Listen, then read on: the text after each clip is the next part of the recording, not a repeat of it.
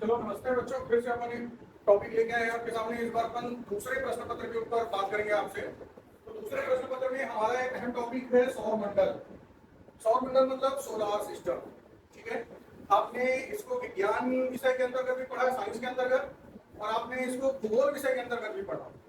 कक्षा 6 क्लास में आपका जो भूगोल का पहला चैप्टर है वो सौर मंडल से पे आधारित। ठीक है, तो इस टॉपिक के ऊपर हम आते हैं और इस टॉपिक से आपको पढ़ना है। तो ये है आपका सौर, दिख रहा है आपको? ये सोलार सिस्टम कहलाता है, सौर मंडल कहलाता है। ठीक है, अब इस सौर मंडल में ये जो आपको दिख रहा है ये क्या है? सूर्य। सूर्य क्या होता है? एक तारा।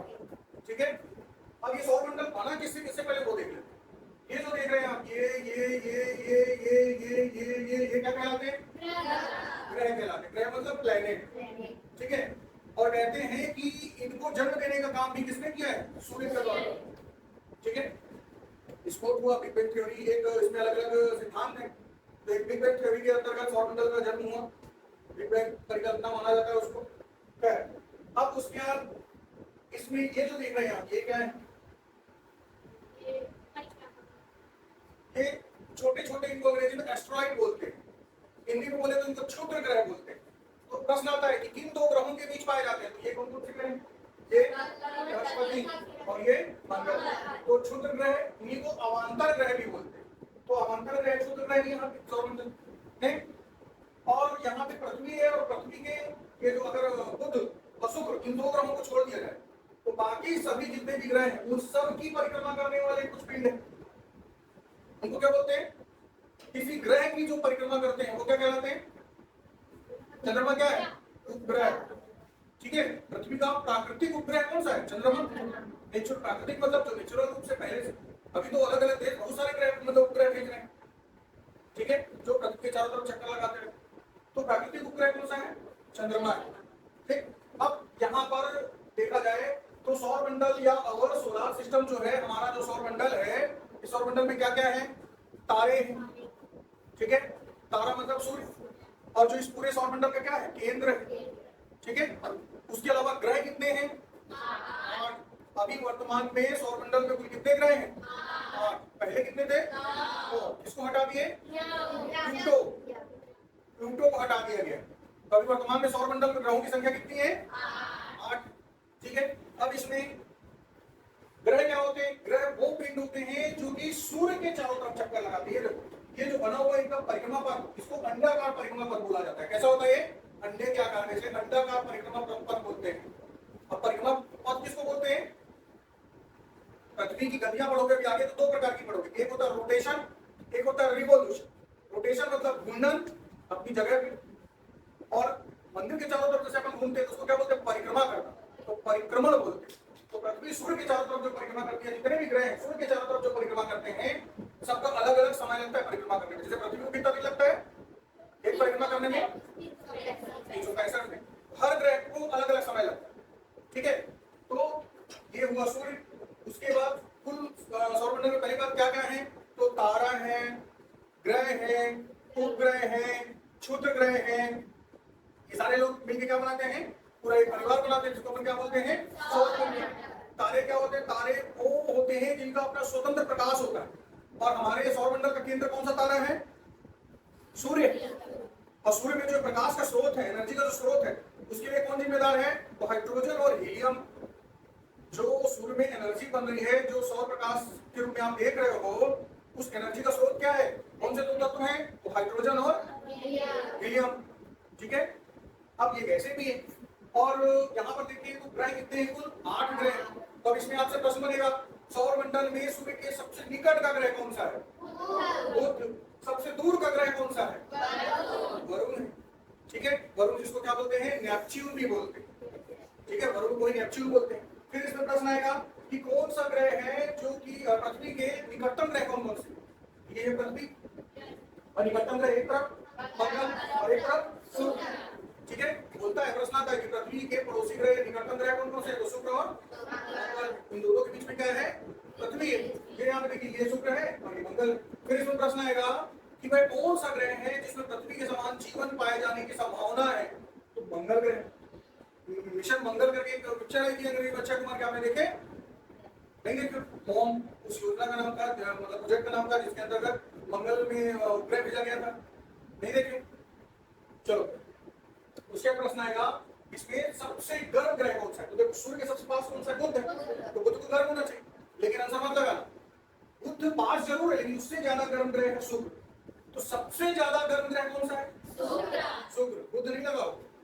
सबसे ज्यादा गर्म ग्रह कौन सा माना जाता है? शुक्र। अब वो बुध से ज्यादा गर्म क्यों है? क्योंकि शुक्र में कहते हैं कि 97 से 98% क्या है? Carbon dioxide. और आप जानते हैं पृथ्वी में ग्लोबल वार्मिंग के कारण ग्लोबल वार्मिंग हो रही है, जिसका कारण क्या है? पृथ्वी में कार्बन डाइऑक्साइड और उसकी जो सहयोगी गैसें हैं वो पृथ्वी के वातावरण को गर्म कर रही है। तो सोचो, यहाँ पर पृथ्वी में बहुत कम है, मतलब कार्बन डाइऑक्साइड का परसेंटेज, यहाँ पे 98% कार्बन डाइऑक्साइड, तो उसका पूरा वातावरण कितना गर्म हो। तो इसलिए सूर्य का वह कौन सा ग्रह जो सबसे ज्यादा गर्म ग्रह माना जाता है? कौन सा है? अब जब वो गर्म होता है तो वो एकदम क्या होता है कि एकदम रिफ्लेक्शन देता है, और उसके कारण उसमें चमक टाइप की फील होती है। तो इसलिए सुबह और शाम को जब आसमान में आप देखोगे तो आपको एक ग्रह चमकता हुआ दिखाई देता है। तो इसीलिए प्रातः और साय का तारा किसको बोलते हैं? सूर्य। वो ग्रह है, लेकिन उसको क्या नाम दिया गया है? इवनिंग स्टार और मॉर्निंग स्टार।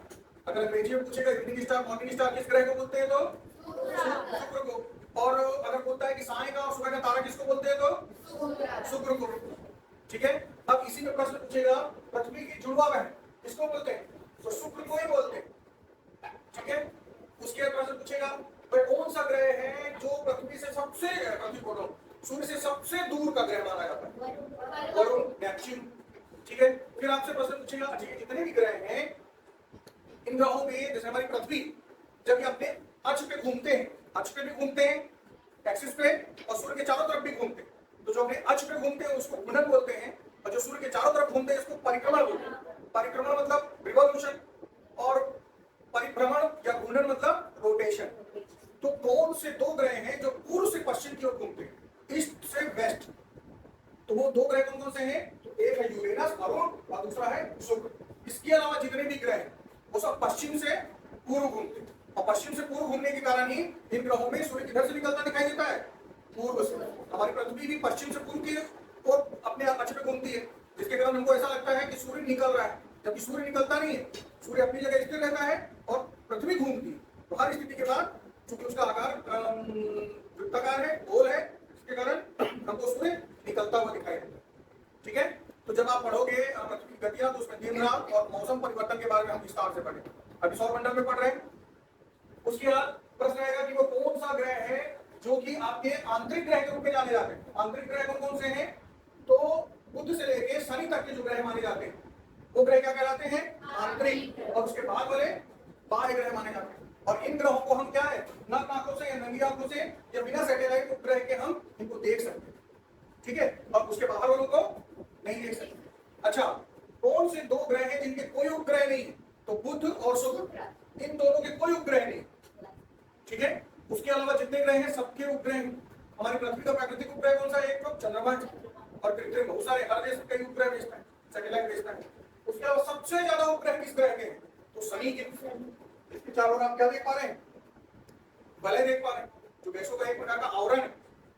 ठीक है, तो शनि के, अब ग्रहों में बात करें तो ये ग्रहों का क्रम है, तो आपको मालूम होना चाहिए कि सूर्य के सबसे निकटतम बुध, बुध के बाद शुक्र, शुक्र के बाद पृथ्वी, पृथ्वी के बाद मंगल, मंगल के बाद बृहस्पति, के बाद शनि, के बाद अरुण, के बाद वरुण। ये हमारे सौर मंडल के ग्रहों का विस्तार है। फिर इसमें आपसे प्रश्न पूछेगा किस ग्रह को नीला ग्रह कहते हैं? पृथ्वी को, क्योंकि आसमान से देखने पर पृथ्वी का समुद्र का पानी चारों तरफ, पानी 70% भाग में पानी, जिसके कारण वो नीली दिखाई देती है। कौन सा ग्रह जिसको लाल ग्रह के नाम से जाना जाता है? मंगल ग्रह को, क्योंकि यहाँ की मिट्टी जो है वो लालिमा है, वो लाल ग्रह के रूप में जाना जाता है। तो इस तरह से मतलब आपकी जितने भी ग्रह हैं इनके बारे में हमको जानना है। तो क्रम क्या है, ग्रह क्या होते हैं? तो ग्रह वे होते हैं जो कि सूर्य के चारों ओर परिक्रमा करते हैं। उपग्रह क्या होते हैं? ग्रह ऐसे पिंड होते हैं जो ग्रह के चारों ओर परिक्रमा करते हैं। ठीक है, उसके बाद आगे बढ़ते हैं इसमें, ये क्रम दिख रहा है आपको।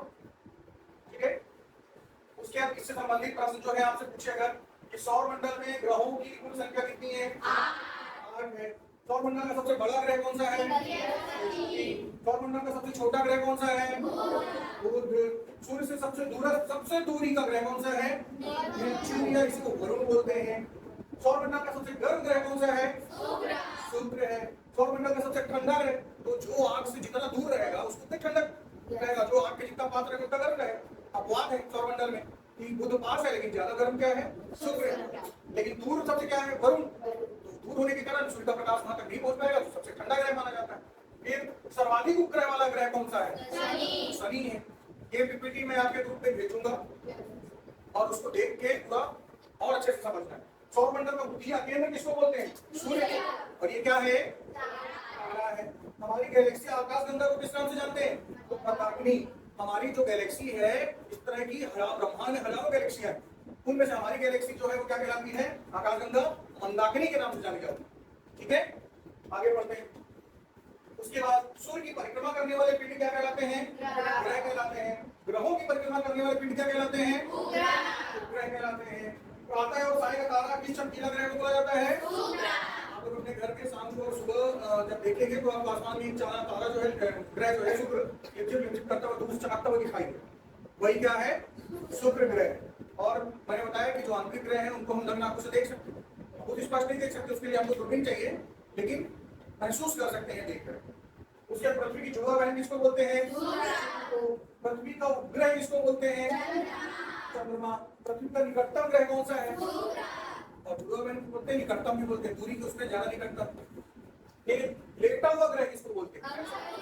ऐसा लगता है कि वो अपने अक्ष पे लेटा हुआ। ठीक है, तो लेटा हुआ ग्रह किसको बोलते हैं? तो यूरेनस या अरुण को। पृथ्वी के निकटतम पड़ोसी कौन से? एक तरफ शुक्र है और एक तरफ मंगल है। पीला ग्रह किसको बोलते हैं? शनि को। लाल ग्रह किसको बोलते हैं?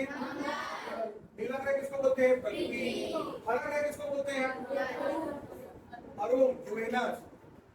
ठीक है, तो इन चीजों को आपको दिमाग में बैठा लेना। और क्या हमको मालूम होना चाहिए?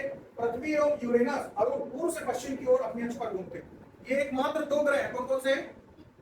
यूरेनस और शुक्र, जो पूर्व से पश्चिम घूमते हैं। इसके अलावा जितने 6 ग्रह हैं बाकी, उसमें पृथ्वी भी शामिल है, वो पश्चिम से पूर्व घूमते हैं। ठीक है, कुछ ग्रह ऐसे घूमते हैं और कुछ ग्रह ऐसे घूमते हैं। ठीक है, समझ में आया? अब आइए इससे संबंधित प्रश्न करें। तो पहला प्रश्न क्या है? सौर मंडल में कुल कितने ग्रह हैं? 8। 4 विकल्प दिया है आपको, कुछ लोग 9 लगा देंगे, क्यों? क्योंकि पहले 9 थे, अभी कितने हैं? तो आपको 8 लगाना है। ठीक है, ये यहाँ पे 8 आपका, मैंने आंसर को रेड कलर से कर दिया है ताकि आप लोगों को पढ़ते समय समझ में आए। फिर बोला है सूर्य के चारों ओर घूमने वाले खगोलीय पिंड क्या कहलाते हैं? ग्रह कहलाते हैं, हम लोगों ने पढ़ा। फिर चंद्रमा पर किसी वस्तु का भार पृथ्वी पर उसके भार से कितने भाग के बराबर होता है? 1/6। जैसे पृथ्वी पे कोई आदमी 60 किलो का है, तो चंद्रमा में कितना होगा? 10 किलो। मतलब चंद्रमा में जितना भार होगा उसका 6 गुना पृथ्वी में होता है। वो व्यक्ति अगर चंद्रमा में गया है तो उसका भार कितना महसूस होगा? 10 किलो। लेकिन पृथ्वी में आएगा कितना हो जाएगा? 60 किलो। तो यानी चंद्रमा में पृथ्वी की अपेक्षा जो भार होता है वो 1/6 गुना होता है। याद रखेंगे, पृथ्वी पे स्थित किसी सामग्री या मनुष्य या किसी व्यक्ति का वजन चंद्रमा पे 1/6 हो जाएगा। ठीक है, फिर किस विद्वान को सौरमंडल के बारे में विश्व के समक्ष जानकारी प्रस्तुत करने का पहला श्रेय दिया जाता है? ये आपके भूगोल के 8वीं कक्षा का इतिहास का 8वीं कक्षा का जो पहला अध्याय उसमें दिया कॉपरनिकस। तो कॉपरनिकस पहला व्यक्ति था जिसने क्या किया? सौरमंडल के बारे में विश्व के समक्ष जानकारी प्रस्तुत करने का काम। ठीक है, उसके बाद किसके कारण पृथ्वी के मौसम संबंधित परिवर्तन होते हैं? मौसम में सभी परिवर्तन वो सूर्य है। ठीक है, उसके बाद आगे निम्नलिखित में, क्योंकि देखिए सूर्य अपनी जगह स्थिर है, पृथ्वी उसके चारों ओर घूम रही है, एक बार उपसौर अपसौर की स्थिति बनती है, तो कभी उत्तरी गोलार्ध में सूर्य की किरणें सीधा पड़ती है, कभी दक्षिणी गोलार्ध में सीधा पड़ती है। तो उसके कारण क्या होता है? मौसम पृथ्वी का बदलता है। मौसम संबंधी परिवर्तन पृथ्वी के किसके सूर्य के चारों तरफ घूमने के कारण ही होते हैं, कभी ठंडी, कभी गर्मी, कभी बारिश। तो ये सारे परिवर्तन के लिए जिम्मेदार कौन है? सूर्य। फिर प्रश्न दिया है निम्नलिखित में किस एकमात्र ग्रह की सतह पर तरल पानी पाया जाता है? पृथ्वी। पानी लिक्विड के फॉर्म में एकमात्र ग्रह कौन सा है जहां पाया गया है? पृथ्वी। सौरमंडल के किस ग्रह को पृथ्वी का जुड़वा ग्रह माना जाता है? शुक्र ग्रह को बोलते हैं। ठीक है, उसके बाद किस ग्रह को शाम सुबह का तारा कहा जाता है? शुक्र को। निम्नलिखित में शनि का सबसे बड़ा उपग्रह कौन सा है? टाइटन। ये जो टाइटन है, जैसे पृथ्वी का उपग्रह क्या है? चंद्रमा। बची शनि के बहुत सारे उपग्रह हैं, तो शनि का सबसे बड़ा उपग्रह कौन सा माना जाता है? तो टाइटन। और ऐसी प्रश्न है फोबोस और डीमोस किसके उपग्रह है? तो मंगल के। ठीक है, आगे देखो, सूर्य के प्रकाश को धरती तक पहुंचने में कितना समय लगता है? 8.3 मिनट। अब इसको एकदम कभी प्रश्न एग्जैक्ट नहीं आए, विकल्प के आधार पे लगाना है। कभी केवल 8 मिनट दिया है, अगर केवल 8 मिनट देता है तो हमको उत्तर क्या लगा देना? विकल्प देंगे 8 मिनट। कभी वो 500 सेकंड लगभग देता है तो 500 सेकंड लगा देना है। और वैसे उसका देखा जाए तो 8 मिनट 27 सेकंड का समय लगता है। ठीक है, लेकिन विकल्प के आधार पे हम लगा रहे हैं, तो विकल्प के आधार पे 8 मिनट 27 सेकंड किसके निकलता है? 30 के, तो हमने 8.3 लिया। ठीक है, लेकिन विकल्प को देख करके आपको इसका आंसर लगाना है। सूर्य के प्रकाश को पृथ्वी तक आने में कितना समय लगता है?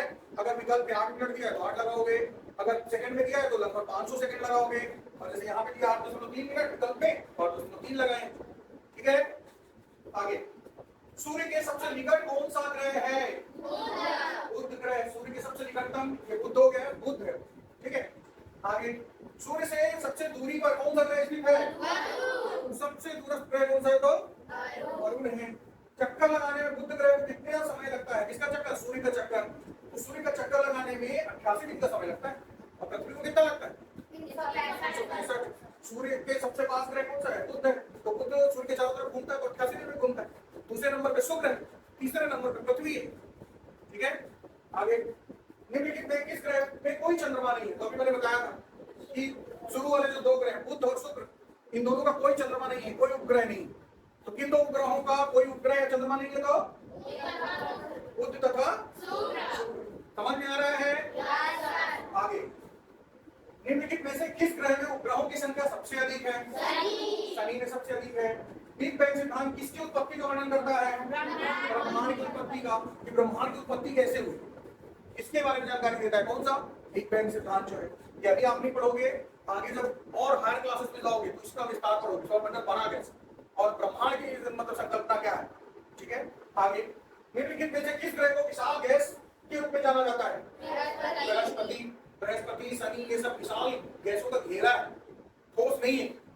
ठीक है, आगे, सौरमंडल के ग्रहों के क्रम में मंगल और शनि ग्रह के बीच में कौन सा ग्रह आता है? इसलिए आप लोगों को पूरे ग्रहों का क्रम मालूम होना चाहिए। सूर्य के सबसे पास बुध, बुध के बाद शुक्र, शुक्र के बाद पृथ्वी, पृथ्वी के बाद मंगल, मंगल के बाद बृहस्पति के बाद शनि के बाद अरुण के बाद वरुण।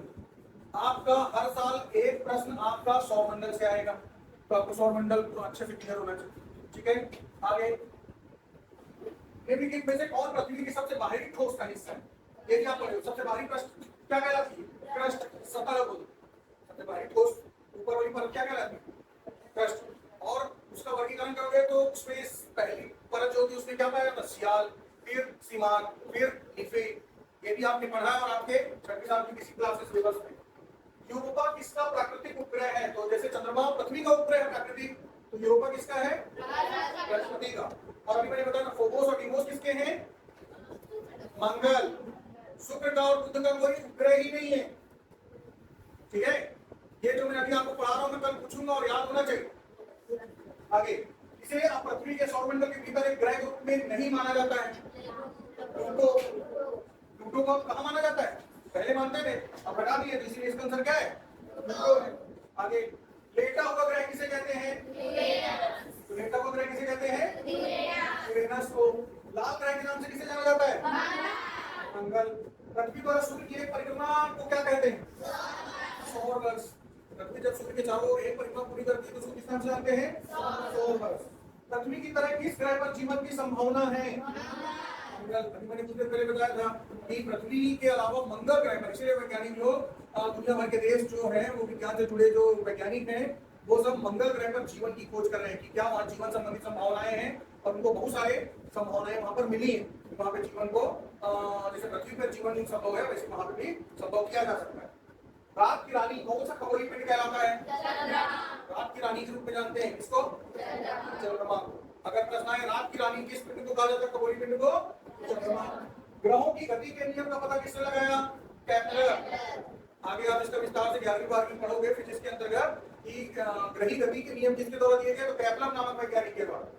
रात और दिन होने का कारण क्या है? घूर्णन। पृथ्वी की कौन सी गति? पृथ्वी की दो गतियां हैं, एक रोटेशन घूर्णन और एक रेवोल्यूशन परिक्रमण।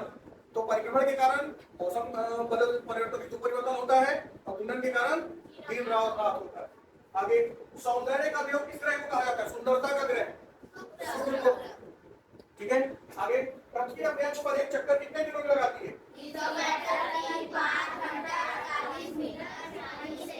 ठीक है, याद रहेगा। और ये जो 5 घंटा 48 मिनट 46 सेकंड है, ये हर चौथे साल में 24 घंटे के आसपास हो जाता है। इसीलिए फरवरी 29 की हो जाती है और वो लीप वर्ष हो जाता है। ठीक है, आगे पृथ्वी अपने अक्ष पर किस दिशा में घूमती है? तो मैंने अभी बताया था कि शुक्र और अरुण ग्रह को, यूरेनस ग्रह को छोड़ के बाकी सारे ग्रह पश्चिम से पूर्व घूमते हैं और यूरेनस और शुक्र जो है वो पूर्व से पश्चिम। खास तौर पे याद रखना, अक्सर परीक्षाओं में प्रश्न पूछा जाता है। आगे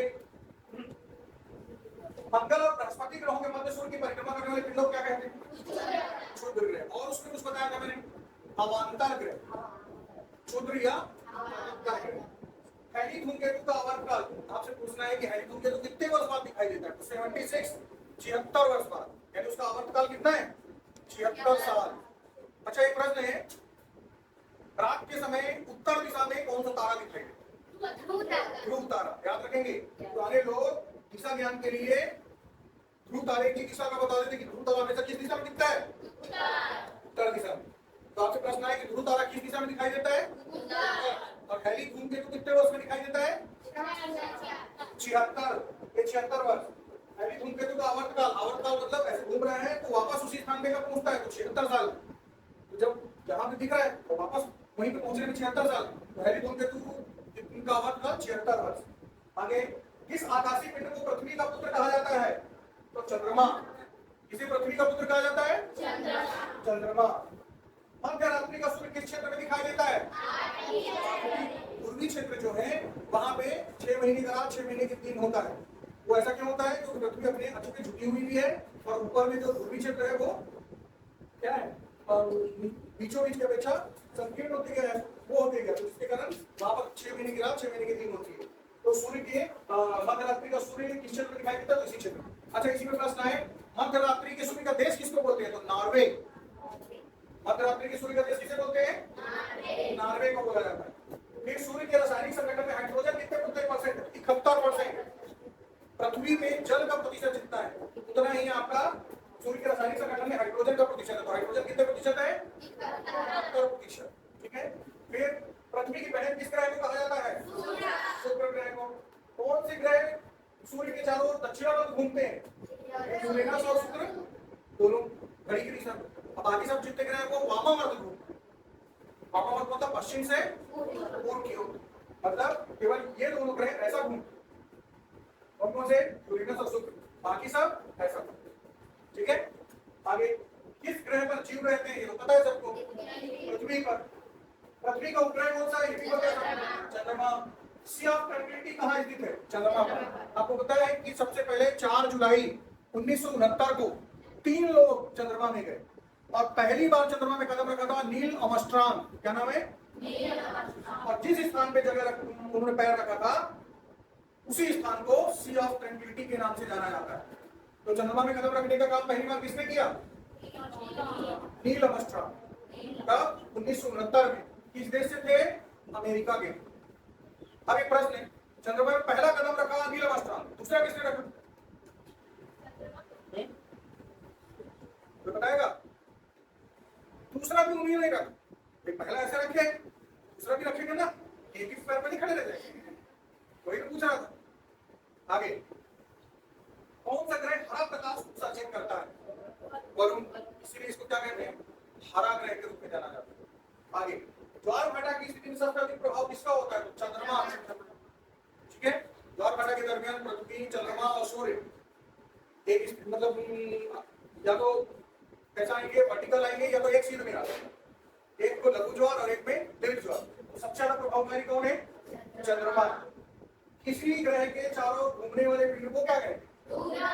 ग्रह के चारों। ठीक है, और तारे के चारों घूमने वाले ग्रह। निक्स ओलंपिया ओलंपस पर्वत किस ग्रह पर स्थित है? जिस प्रकार पृथ्वी पे हिमालय है वैसे ही पर्वत आपका मंगल ग्रह पे भी है और बहुत ऊंचा है और उसका नाम क्या है? निक्स ओलंपिया गोलकदास पर्वत। ठीक है, तो किस ग्रह पे है? मंगल पर। सूर्य से सबसे दूर स्थित ग्रह कौन सा है? वरुण। सूर्य से सबसे अधिक दूर स्थित ग्रह कौन सा है? तो वरुण। जीवाश्म ग्रह किस ग्रह को कहा जाता है? चंद्रमा। जीवाश्म ग्रह या जीवाश्म पिंड के रूप में किसको जानते हैं? तो चंद्रमा। जो प्रश्न आप अभी कर रहे हैं याद रखिएगा, एग्जाम में प्रश्न आएंगे। सौर मंडल का जन्मदाता किसे कहते हैं? सूर्य को कहते हैं। सूर्य का चक्कर सबसे कम समय में कौन सा ग्रह लगाता है? सबसे कम समय में कौन लगाता है? क्योंकि सूर्य के सबसे पास। ठीक है, सूर्य के धरातल का तापमान लगभग कितना होता है? 6000 डिग्री सेल्सियस। कितना होता है? 6000 डिग्री सेल्सियस। सौर मंडल का सबसे बड़ा ग्रह कौन सा है? बृहस्पति। सूर्य में कौन सी गैस विद्यमान होती है? तो हाइड्रोजन और हीलियम दोनों होती है। मैंने आपको बताया कि 71% हाइड्रोजन होती है, ठीक है, और हीलियम भी होती है। तो हाइड्रोजन और हीलियम, हाइड्रोजन से हीलियम गैस बनती है और इसी क्रिया के कारण सूर्य की एनर्जी बनती है। सो ऊर्जा का क्या है? हाइड्रोजन और हीलियम बनना। आगे, पीला ग्रह किसे कहते हैं? वेनस या वरुण को पीला ग्रह कहा जाता है। और हरा ग्रह किसे कहते हैं? वरुण को बोलते हैं। और नीला ग्रह किसको बोलते हैं? पृथ्वी। और लाल ग्रह किसको बोलते हैं? मंगल। सौर मंडल का सबसे गर्म ग्रह कौन सा है? तो शुक्र है सौर मंडल का सबसे गर्म ग्रह। तो इस तरह से हम लोगों ने अभी जो एक टॉपिक पढ़ा सौर मंडल, तो सौर मंडल के अंतर्गत सूर्य, तारे, ग्रह, उपग्रह, क्षुद्र ग्रह, जिनको अवान्तर ग्रह बोलते हैं, ये सब हमने पढ़ा। इनके आधारित हमने प्रश्नों को हल किया। तो इसको आप घर जाकर प्रैक्टिस करेंगे। Best of luck. Next class में अपन फिर